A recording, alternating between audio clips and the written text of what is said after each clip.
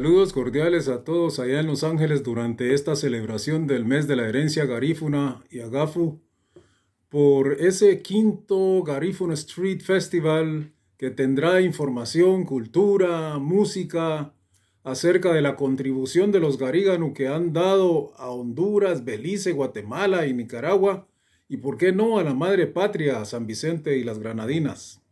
Disfrútenlo.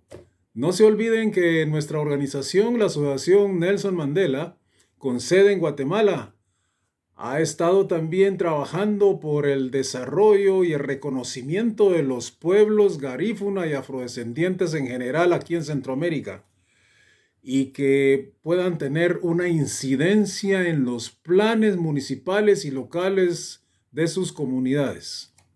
Hasta pronto.